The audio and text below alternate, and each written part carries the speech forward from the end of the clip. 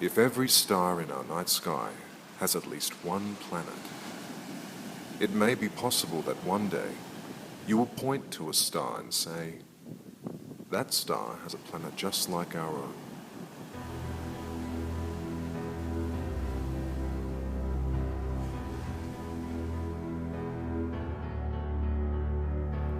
But are we alone?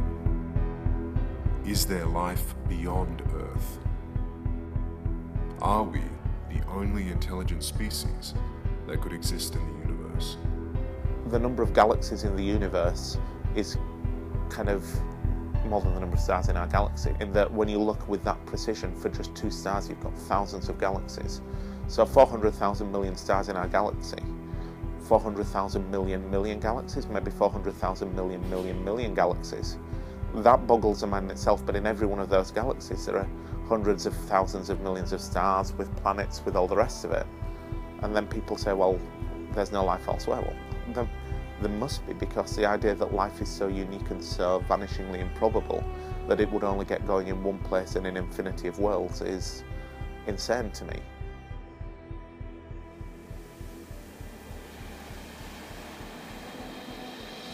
We asked 6 scientists at the University of New South Wales, specialising in various fields of physics, such as astronomy, theoretical physics, particle physics, cosmology and astrophysics, whether they think we're alone in the universe.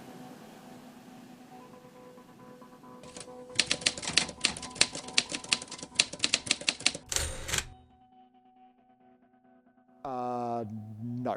Can I prove that? No. But are we alone? I don't believe so. Right. Another big question which doesn't have currently answer. No data. It used to be supposed that life was a bizarre freak unique to Earth. Today it's fashionable to say that the universe is teeming with life, that billions of Earth-like planets and they all have life on them. There's not a shred of evidence for that. In fact, the basic science hasn't really moved on since people were assuming that Earth was the only planet with life. And so here we have something which is totally wide open, but whether or not we're alone in the universe hinges on precisely that. As much as a scientist can never be confident of something they can't measure, for the argument I just said, the universe is so vast, so unlimited. There are more stars in our galaxies than there are grains of sand on Bondi Beach. There are more galaxies in the universe than there are grains of sand on the planet, each of which has more stars in it. Each of those stars, or most of those stars, has planets. You've either got to look at things philosophically one or two ways. You can say life is so incredibly unusual that it could only start at one place in that vast universe. That seems incredibly unlikely, especially when you talk about the challenges life's overcome. The difficulties the Earth had: snowball Earth, giant impacts wiping life out, the collision that formed the moon, stripping everything off the Earth, destroying the planet. Life got hold and thrived here. Are we alone in the universe? Well, there's sort of 2 answers to that. The current idea of how life evolved on Earth, it is very plausible that it can happen elsewhere, right? So I will say it is more than likely that life exists somewhere out there in the universe, or indeed our solar system, and the most likely places are actually other planets in our solar system, mainly Mars or even Titan, or places like Europa, which I mentioned before, where you can actually have life in some form. But more likely the life will be in terms of microbes or bacteria. And that's very hard at the time because they're tiny, right? You need a microscope to actually, or do some sort of test to test the organic makeup. In terms of life as we know it, like as everyday, like humans or animals and plants, like bigger macroscopic stuff, that is also likely, I would imagine. And if it isn't, then I'll be quite surprised. Suspect we may find evidence at some point that life existed on Mars. Now that's going to be interesting in itself, because we'll learn one of 2 things. Either the life on Mars will have the same basis as life here, and that will tell you that life is very efficiently transferred from planet to planet, can survive those distances. So in other words, life can seed the universe. Once you've got a planet with life somewhere, it will seed everywhere else. Or it will tell us that life on Earth and life on Mars started totally separately to one another, in which case life gets started very, very easily, and life must be everywhere. If we don't find life on Mars, then that will be a bit of a surprise, but there will be life elsewhere. Whether there's intelligent life is another question. I mean, some people would argue there's not intelligent life on Earth. Much as we're having this conversation, I'm probably not giving a very intelligent answer. But that's a different question. But I'm certain that there is life throughout the universe. Whether it's near enough to detect is another matter. And I think we may find life on Mars or one of the moons of Jupiter fairly soon.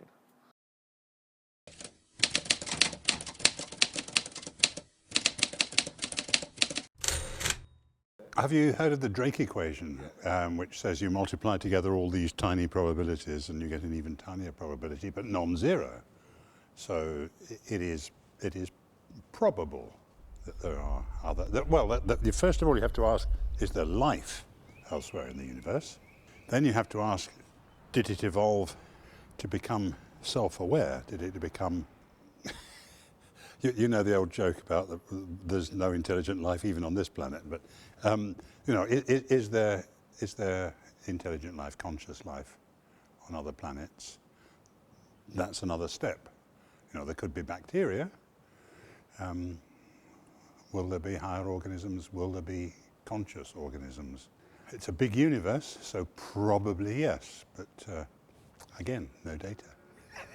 Yeah, the Drake equation itself is a thought experiment. I mean, it's not really designed to be telling you how many civilizations there are out there. And certainly I think it does hold though, because we are sequentially going along those terms in the equation and we are nailing down the values of those parameters. I mean, you've got sort of star formation rate, then you've got number of planets, then you've got number of habitable planets. And we're starting to get into that now, number of habitable planets. And then you're going to number of planets that develop life, and that's still completely unconstrained. Then beyond that, you go into number of intelligent life, civilizations, And so, yeah, as you go along, you get less and less well constrained. But we are hammering down the numbers and we're going along the line. And yeah, eventually I think we'll come out with a number that, if not, it will have error bars on it, perhaps. And that will be a very interesting result, because the number is clearly 1 plus n, where n may be anything at the moment. But once we know what the n is, then that's very interesting, because that means that gives us that tells us how likely we are of finding a comparable life forms in the local universe, inside the galaxy. So yeah, it's certainly, the Drake equation definitely is a useful yardstick to guide research in that regard. And then when it comes to the origin of life, we're very much in the dark as to exactly what happened. We know more or less when it happened, but what happened, really don't know. It's a tough one, but I think we're in with a chance of being able to explain it sometime in the next, say, 20 years. In other words, it's not a hopeless cause. In our solar system, there are a lot of spots which could be habitable, so the life could have developed in these areas. Now the question is it going, are there many places where the intelligent life could develop? That is probably much more difficult to do, because there is a lot of different conditions attached to come up with intelligence. But we've got only one example of that, so we really cannot say it for sure that intelligence couldn't be produced by different means. So we could have intelligent cloud, for example, like some science fiction. Of course, we don't know that life on Earth began on Earth. It could have come from somewhere else. But wherever it came from, Earth life, if we call it that, had a beginning, and we don't know how that transition occurred. And because it's lost in the mists of time, it goes way, way back, billions of years. There's almost certainly no trace of the processes, the mechanism that turn non-life into life. The best we can hope for is to understand it well enough to be able to say, well, it's really quite likely, or it's very unlikely.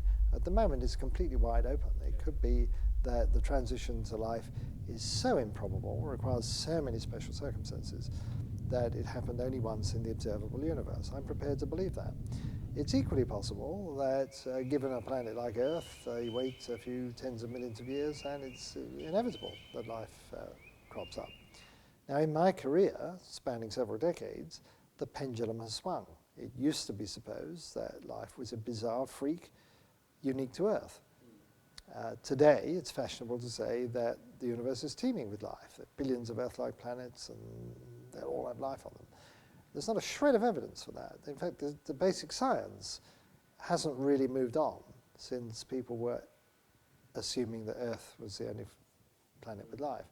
And so here we have something which is totally wide open, but whether or not we're alone in the universe hinges on precisely that.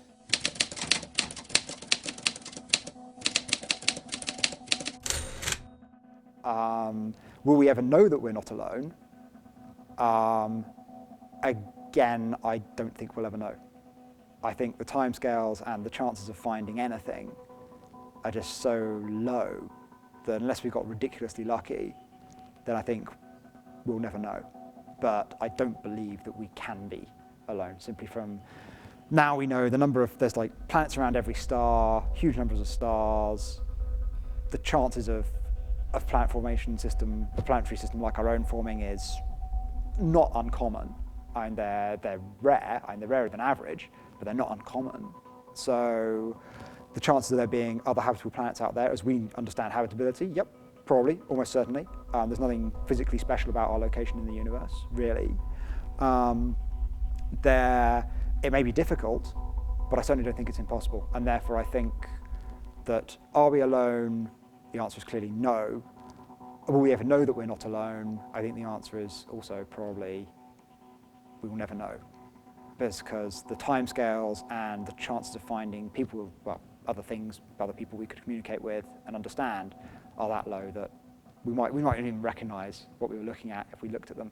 Well, my opinion, well, universe is a big place.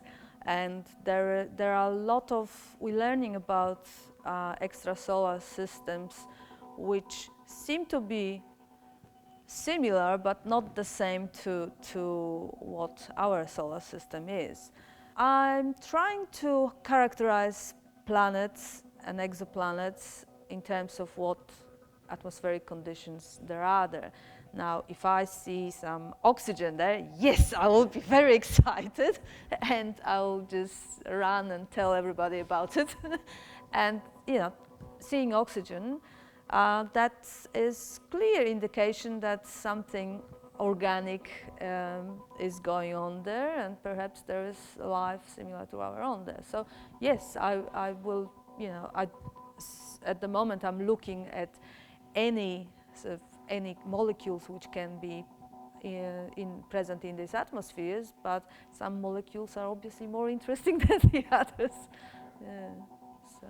Certainly we could. I mean, there are atmospheric traces that look at, there's been some recent work on industrial pollution, so looking at CFCs, that kind of thing, and they tend to hang around in planetary atmospheres for sort of tens of thousands of years. So you can trace for reasonable timescales in terms of civilization lengths. You can trace the kind of these byproducts of industrial civilization.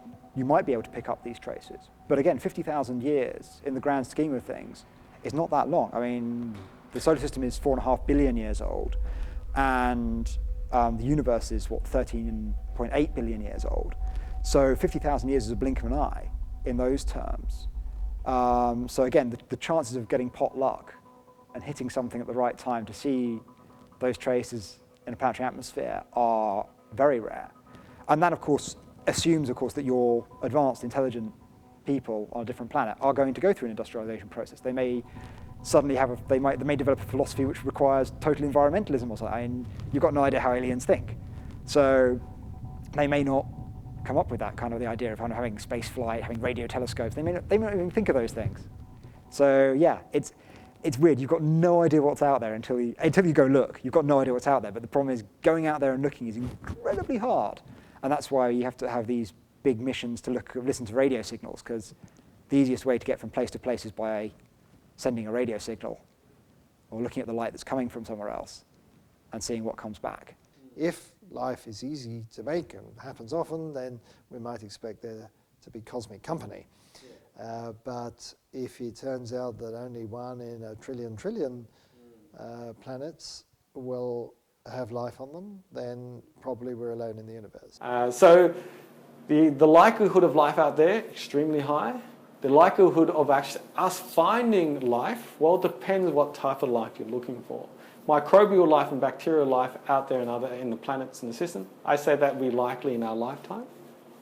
Life like us, physical beings, animals, plants, physically growing on another planet somewhere, well, I say that's very unlikely, but not out of the question. But I'll say that won't happen for another at least 100+ years or so in order for us to actually detect such things. It'd be cool, because all my fantasies about sci-fi with Star Trek, Star Wars and all that, Firefly and all, it's just be awesome to travel to the stars. I mean, I guess it's always a sort of childhood dream of mine to actually be on a spaceship and flying through space and meeting different civilizations out there. I don't think there's any threat that it will listen and come and attack us and we'll be doomed. I think there's just too far to travel and far more interesting places to go without life. We're no threat.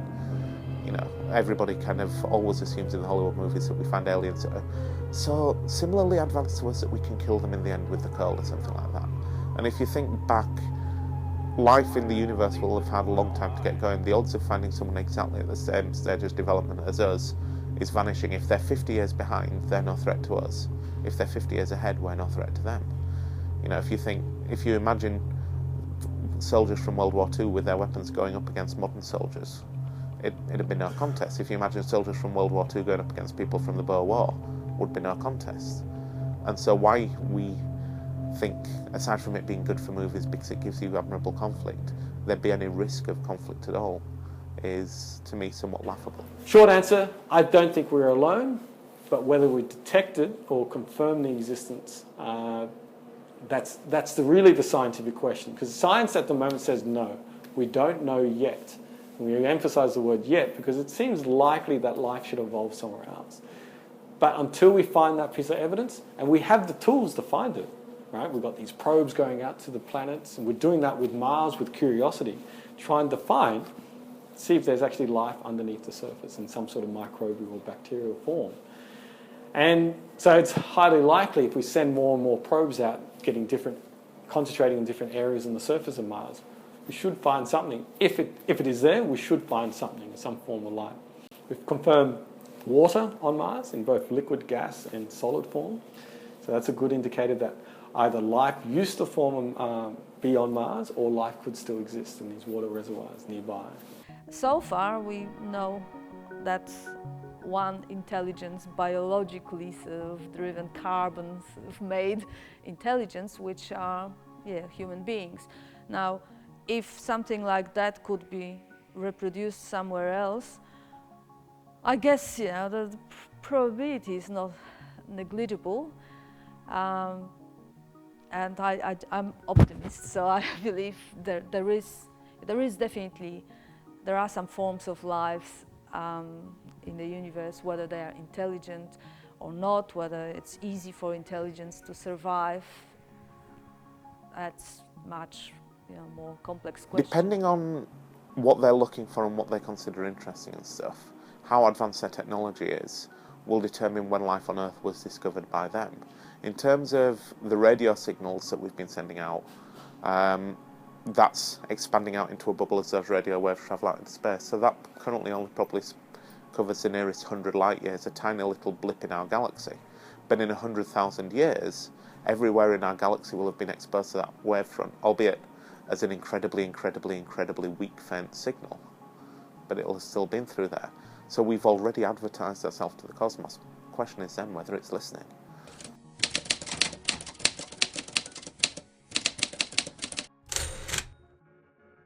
Right, and of course, so if I put my philosopher's hat on as opposed to my physicist's hat, I would say, what's the universe for? There's all this stuff out there. It is a waste of space, and so. But then, of course, my skeptical scientific colleagues will say you're putting a value judgment on it that goes beyond the scope of science, and you shouldn't do that. And then, if you ask me, what would I want? What do I? People often say, do you believe there's life out there? And I say, well, I'm a scientist. What I believe is irrelevant. It's the evidence that counts. But if you ask me what I would like to be the case, then I would love it to be teeming with life. I'd love to think that we're an intrinsically bio-friendly universe. And I'd love even more for there to be sentient beings out there for us to communicate with. Yeah, and there's certainly value to be had in novelty. And yeah, I believe we are, well, at least as far as we know, we are unique. But I don't believe we are, fundamentally, because if it can happen once, it can happen any number of times in the universe. It's a big place and there's a lot of stuff out there, so I can't believe that we're the only ones rocking around in here. I love the quote by Carl Sagan in his sort of book Contact and the movie Contact. If it is just us, it just seems like an awful waste of space. So we think of our galaxy as being full of stars. We've got 400,000 million of them or something like this. And yet the number of galaxies in the universe is kind of more than the number of stars in our galaxy by an insane amount. In that when you look with that precision, for just 2 stars you've got thousands of galaxies. So 400,000 million stars in our galaxy, 400,000 million galaxies, maybe 400,000 million galaxies. That boggles the mind in itself, but in every one of those galaxies there are hundreds of thousands of millions of stars with planets, with all the rest of it. And then people say, well, there's no life elsewhere. Well, there must be, because the idea that life is so unique and so vanishingly improbable that it would only get going in one place in an infinity of worlds is insane to me. If it's so unlikely that it could only start here, then it wouldn't have started here either. If it got going here and survived the bombardment and the chaos that the Earth went through early doors, life must be everywhere. It may not be near enough for us to meet it or even detect it, but the universe is so vast, there's so much there, it must be out there many times over.